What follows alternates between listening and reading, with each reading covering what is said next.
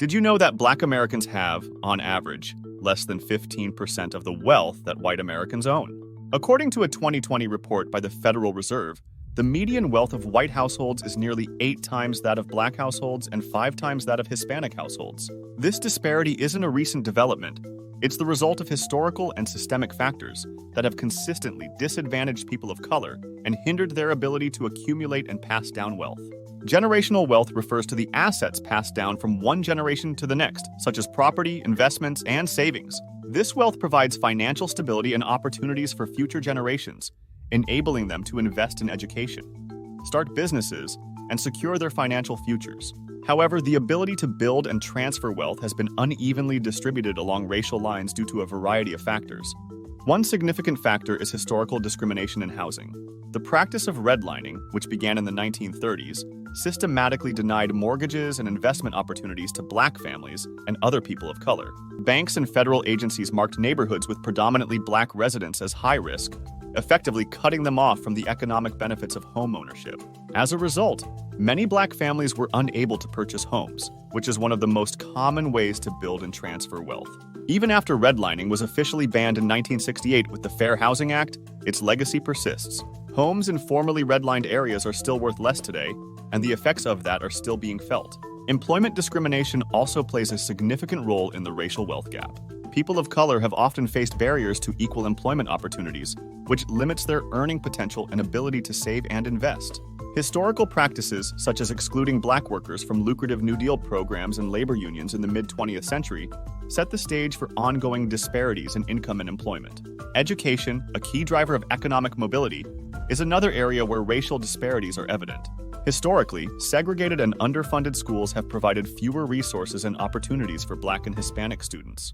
While legal segregation has ended, schools in predominantly minority neighborhoods often remain underfunded and lack the resources available in wealthier, predominantly white areas. This educational inequity affects students' academic achievements and limits their access to higher education and better-paying jobs, perpetuating the cycle of limited economic opportunities.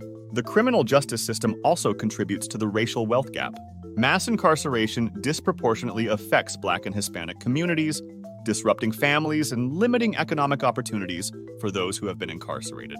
A criminal record can hinder employment prospects, access to housing, and eligibility for social services, further entrenching economic disadvantage. Moreover, the legal costs and fines associated with the criminal justice system can drain financial resources from affected families, leaving them with fewer assets to pass down to future generations. The interplay of these factors creates a complex web of obstacles that impede the ability of people of color to build and transfer generational wealth. Each barrier reinforces the others, creating a cycle of disadvantage that is difficult to break.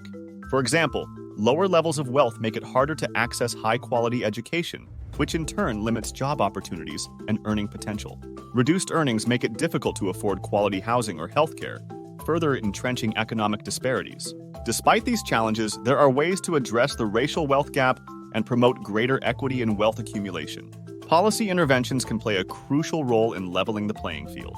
Expanding access to affordable housing, implementing policies that promote fair lending practices, and investing in education and job training programs for underserved communities can help to mitigate the impact of historical and systemic discrimination. Promoting fair employment practices, such as enforcing anti-discrimination laws and encouraging diversity and inclusion in the workplace, can also help to close the wealth gap. Additionally, criminal justice reform aimed at reducing mass incarceration and providing support for re-entry into society can help to alleviate some of the economic disadvantages faced by affected communities. Individuals and communities can also take steps to build and preserve wealth.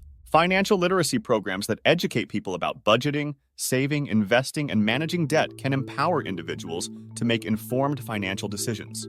Community-based initiatives, such as cooperative businesses and credit unions, can provide support and resources to help build wealth collectively. In conclusion, the impact of race on generational wealth is profound and multifaceted.